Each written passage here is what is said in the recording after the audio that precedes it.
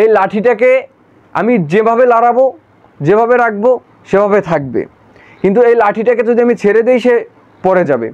এই লাঠির মতন আমরা হয়ে গেছি, এই লাঠির মতন আমরা এখন এই দুনিয়ায় বিচরণ করছি।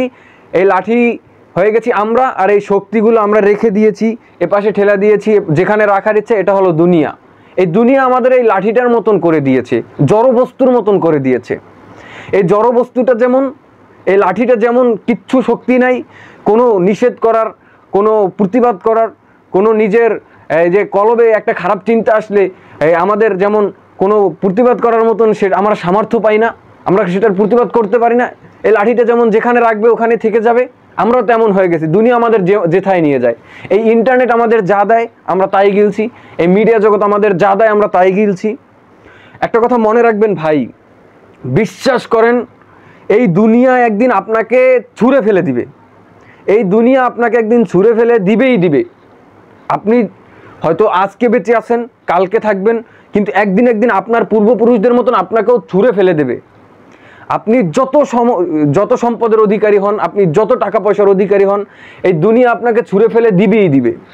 কিন্তু আপনার বাস্তবতা হলো, আপনার উচিত হলো দুনিয়া আপনাকে ছুঁড়ে ফেলে দেওয়ার আগে আপনাকে এই দুনিয়াকে ছুঁড়ে ফেলে দিতে হবে। আপনাকে এই দুনিয়াকে ছুঁড়ে ফেলে দিতে হবে। দুনিয়াকে আপনার কিচ্ছু মনে করা যাবে না। আপনার আল্লাহর রাসূলের ভালোবাসাকে, এই ইসলামকে প্রাধান্য দিতে হবে, তাহলে আপনি এই দুনিয়ায় সফল হতে পারবেন। আপনি রাসূলুল্লাহ সাল্লাল্লাহু আলাইহি ওয়াসাল্লামের ওই হাদিসটি শুনেননি, যেখানে রাসূলুল্লাহ সাল্লাল্লাহু আলাইহি ওয়াসাল্লাম বলেছেন, আদ-দুনিয়া সিজনুল মুমিন ওয়া জান্নাতুল কাফির, অর্থাৎ দুনিয়া মুমিনদের জন্য জেলখানা আর কাফিরদের জন্য জান্নাত। অর্থাৎ এটা বোঝানো হয়েছে যে আপনাকে বিভিন্ন কষ্ট ক্লেশ, আপনাকে বিভিন্ন পরিশ্রম করে এই দুনিয়াটা পার করতে হবে, এটাই হলো আপনার মুমিনের পরিচয়। আর আপনি যারা কাফের, যারা কুফরি করে, যারা বেঈমান, মুশরিক, মুনাফিক, তারা এই দুনিয়ায় শান্তিতে বিচরণ করবে, তারা এই দুনিয়ায় বিভিন্নভাবে সুখ স্বাচ্ছন্দ্য উপভোগ করবে। তারা দুনিয়াকে জান্নাত ভেবে নিয়েছে, তারা দুনিয়াকে জান্নাত করে নিয়েছে। আপনি দুনিয়াকে জান্নাত করে নেন, সমস্যা নাই, কিন্তু দুনিয়া একদিন আপনাকে ছুঁড়ে ফেলে দিবে, যেমন আপনার পূর্বপুরুষদেরকে ছুঁড়ে ফেলে দিয়েছে। আর আপনি যদি দুনিয়াকে জেলখানা বানাতে পারেন, তখন আপনি আখিরাতকে জান্নাত হিসাবে পাবেন, জান্নাতের শান্তি অনুভব করতে পারবেন। তখন আপনাকে দুনিয়া ছুঁড়ে ফেলে দিতে হবে। তো সময় থাকতে দুনিয়াকে ছুঁড়ে ফেলে দিতেই হবে। আপনি কি হযরত আইয়ুব আলাইহিস সালাতু ওয়াস সালামের কথা জানেন না? হযরত নূহ আলাইহিস সালাতু ওয়াস সালামের কথা জানেন না? হযরত মুসা আলাইহিস সালাতু ওয়াস সালামের কথা জানেন না? আপনি কি ভুলে গেছেন এই যে দিন প্রতিষ্ঠা করার জন্য মুহাম্মদ সাল্লাল্লাহু আলাইহি ওয়াসাল্লাম কত কষ্ট করে গেছেন আমাদের জন্য? আপনি কি তাদের ইতিহাস পড়েন না? আপনি তাদের সিরাত পড়েন, আপনি তাদের ইতিহাস জানেন, আপনি হাদিসগুলোকে বোঝেন, তাহলে দেখবেন এই পৃথিবীতে দিন প্রতিষ্ঠা করতে কত কষ্ট করতে হয়েছে। আফসোস, আমার পূর্বপুরুষরা কত কষ্ট করে এই দুনিয়ার মুখে, এই দুনিয়ার এত বাতেল শক্তির ভিতরে এই ইসলামকে প্রতিষ্ঠিত করে গিয়েছিল। আর আমরা সেখানে কি করছি? এই দুনিয়ার কনসার্টের ভিতরে, দুনিয়ার নষ্টমীর ভিতরে, দুনিয়ার নর্তকীর ভিতরে, এই দুনিয়ার এই অসৎ চরিত্রের এই মানুষগুলোর পক্ষে গিয়ে, তাদের সাথে গিয়ে সঙ্গ দিয়ে নিজেদের ইমানকে, নিজেদের বংশের পরম্পরাকে ধ্বংস করছি। আপনি একেবারে ভুলে গেছেন কি যে এই দুনিয়ায় আপনার কি করার কথা ছিল?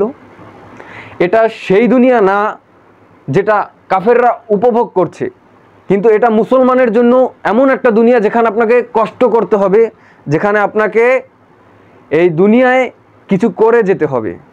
আপনি যদি সেটা করে যেতে পারেন, তাহলেই আপনার এই দুনিয়ায় সার্থকতা আসবে।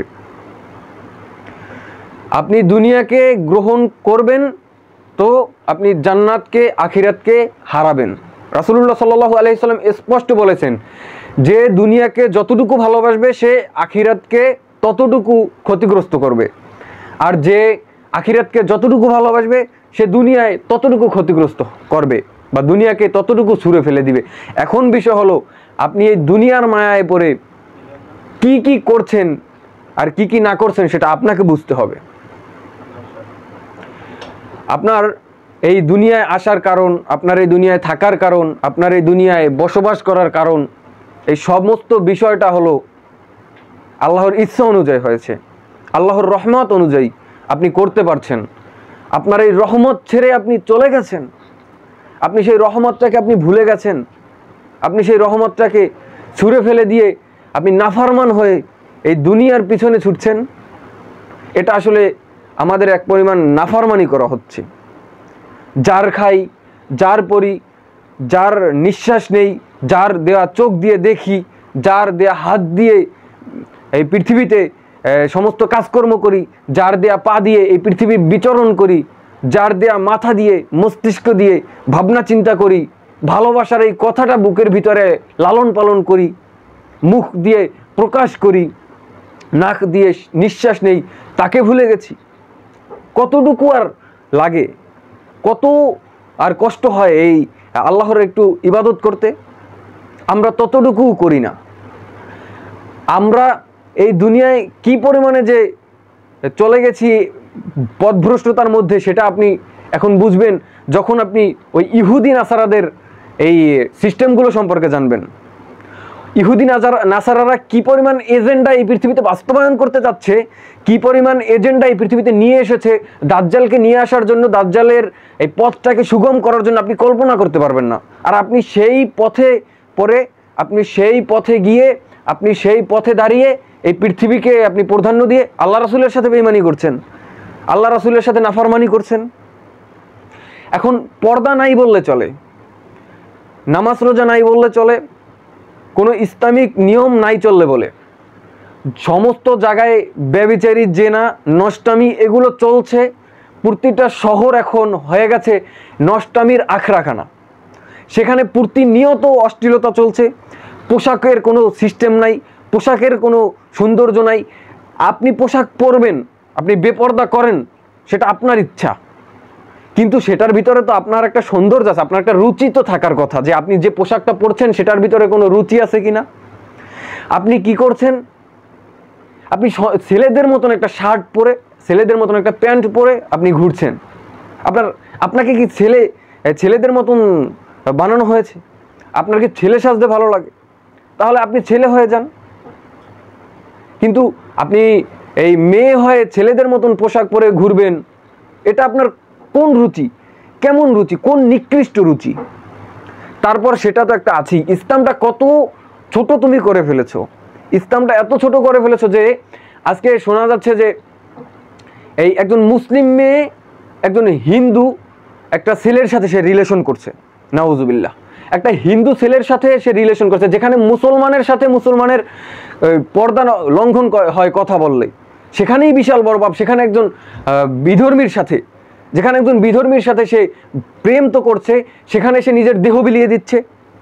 কত বড় বেলাহাজ, কত বড় খারাপ, কত বড় নাফরমান এই পরিবারটা। একটা মেয়ে কিভাবে পারে একটা হিন্দু ছেলের সাথে সম্পর্কে লিপ্ত হতে, একটা হিন্দু ছেলের সাথে নিজের দেহ বিলিয়ে দিতে? ওর মস্তিষ্কের ভিতরে কি পরিমাণ প্রয়োজন আছে, ওই মেয়েটার মস্তিষ্কের ভিতরে কি পরিমাণ প্রয়োজন আছে, যে প্রয়োজন থাকলে একটা মেয়ে হয়, মুসলমান মেয়ে হয়, হিজাব পরে, নিকাব পরে, মাদ্রাসায় পড়ালেখা করে, পুরো বোকরা পরে একটা হিন্দু ছেলের সাথে ডেটিংয়ে যায়। আপনারা তো এখন আবার স্মার্ট পৃথিবী গড়ে তুলেছেন। আপনারা মদকে দিয়েছেন ড্রিঙ্ক নাম, আপনারা এই মদকে ড্রিঙ্ক নাম দেওয়ার পাশাপাশি আবার ঘুষকে দিয়েছেন মুনাফা, ঘুষকে মুনাফা দেওয়ার পাশাপাশি আপনারা আবার এই জেনাকে দিয়েছেন ডেটিং বা ডেট। এভাবে আপনারা এই সুদকে যেভাবে মানুষের কাছে মুনাফা হিসেবে প্রেজেন্ট করছেন, সেভাবে জেনাকে ডেটিং হিসেবে এই নাটক, সিনেমা হলগুলো আবার এগুলোর প্রমোট করে আসছে। এগুলো সব কিছু ইসলামের এই ইমান ধ্বংসকারী। মূল বিষয় হলো এই দুনিয়ার মায়া পড়া, এটা হলো একটা ইমান ধ্বংসকারী বিষয়। আপনি দুনিয়ার মায়া যত পড়বেন আপনার ইমান তত দুর্বল হবে, আপনি জিহাদের পথ ভুলে যাবেন। ওই কুতিবা আলাইকুমুল কিতালু ওয়া হুয়া কুরহুল লাকুম, যে আল্লাহ রাব্বুল আলামিন বলেছেন তোমাদের উপর জিহাদকে ফরজ করা হয়েছে, অথচ তোমাদের নিকট তা অপছন্দ। এই অপছন্দ এখন এই কারণেই হচ্ছে, জিহাদ আমাদের উপর ফরজ করা হয়েছে আর জিহাদের নামই জানে না। জিহাদ অর্থ কি সেটাই অনেকে জানে না। জিহাদ কাদের বিরুদ্ধে করতে হয় সেটাই অনেকে জানে না। অনেকে মুসলমানদের বিরুদ্ধে মুসলমানরা জিহাদ করে, এক মুসলমান ভাইয়ের বিরুদ্ধে আর এক মুসলমান জিহাদে নেমে যায়। আর কি করছে, আর ওই পাশে ওই যে কাফেররা আছে, মুনাফিকরা আছে, ইহুদিরা আছে, খ্রিস্টানরা আছে, তাদের কি করছে, তাদের পা চাটছে, তাদের কাছ থেকে ডলার ইনকাম করার আশায় ঘুরে বেড়াচ্ছে, তাদের কাছে তেল বিক্রি করছে, তাদের কাছে স্বর্ণ বিক্রি করছে, তাদের কাছে দিয়ে টাকা কাগজের নোট আনছে, আর পৃথিবীকে ধ্বংস করছে। দাজ্জালি শাসনামল নিজেরা টেনে নিয়ে আসছে।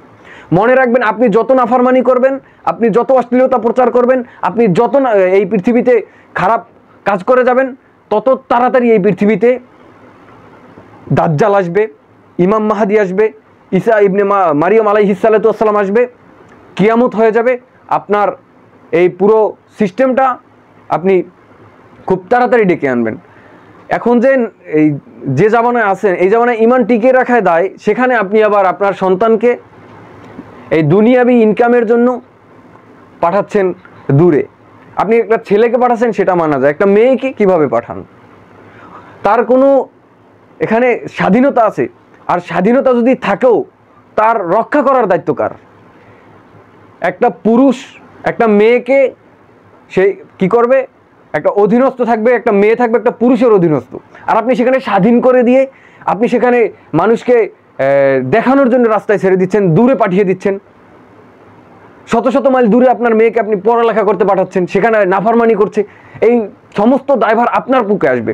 আপনি যত চান আপনার মেয়েকে দিয়ে এই দুনিয়ার টাকা পয়সা, দুনিয়ার ভালো চাকরি করাবেন, দুনিয়ার মুখে পড়েছেন আপনি, দুনিয়ার মুখে পড়েই তো ওই টাকা পয়সা ইনকাম করবে, দুনিয়ায় ভালো চাকরি করবে, ভালো বাসায় বিবাহ দিবেন, আপনার সম্মান হবে। দুনিয়ার মায়া না এটা তো দুনিয়ার মায়া। দুনিয়ার মায়া পরে আপনি আপনার মেয়েকে এই কলেজে ভার্সিটিতে পড়তে পাঠাচ্ছেন শত শত মাইল দূরে, সেখানে একা থাকছে, কি নষ্টামি করছে, কি আল্লাহর ইবাদত করছে সেটা আপনিই ভালো জানেন, আর আপনার সেই মেয়েই ভালো জানে। কি করছেন সেটা আপনার বিষয়, কিন্তু এই যে বেপরদাটা করছেন, এই দুনিয়ার পিছনে ছুটে নষ্টামিটা আপনার মেয়ে করছে, এটার পাপ আপনার ভাগে যাবে, অবশ্যই যাবে, অবশ্যই যাবে, অবশ্যই যাবে। তো বিষয় হলো, এই সব বিষয় আপনি কতটা নিচু হয়ে গেছেন দুনিয়ার এই লোভে পড়ে, সেটা আপনার বোঝার বিষয়, সেটা আপনার জানার বিষয়। তো এগুলো থেকে আল্লাহ আমাদেরকে হেফাজত করুক। আমাদের দুনিয়ার মায়া ছেড়ে, এই দুনিয়ার ভালোবাসা ছেড়ে আল্লাহর রাসূলের ভালোবাসা, আল্লাহর দিন প্রতিষ্ঠার জন্য, আল্লাহর এই কুরআনের আইন বাস্তবায়ন করার জন্য আমাদেরকে আল্লাহ কবুল করে নিক, এটাই আমাদের চাওয়া। এর বেশি আমাদের কোনো চাওয়া নাই এই দুনিয়ায়, এর বেশি আমাদের কোনো চাওয়া নাই। আল্লাহর দিন প্রতিষ্ঠা করা, খিলাফা ব্যবস্থা এই প্রতিষ্ঠা করা, ইসলামী আইন প্রতিষ্ঠা করা, এর ব্যতীত আমাদের আর কিচ্ছু চাওয়ার নাই। আল্লাহ এর ব্যতীত আমাদের আর কিচ্ছু চাওয়ার নাই। আমরা চাই সুন্দরভাবে বাঁচতে, আমরা চাই সুন্দরভাবে আল্লাহর কাছে নিজের ইমানটাকে নিয়ে মৃত্যুবরণ করতে। তো এই তৌফিকটুকু আল্লাহ দেখ। এই দুনিয়ার মায়া ত্যাগ করে আল্লাহ আমাদেরকে জান্নাতের জন্য কবুল করুক, ইসলামের জন্য কবুল করুক। আমিন।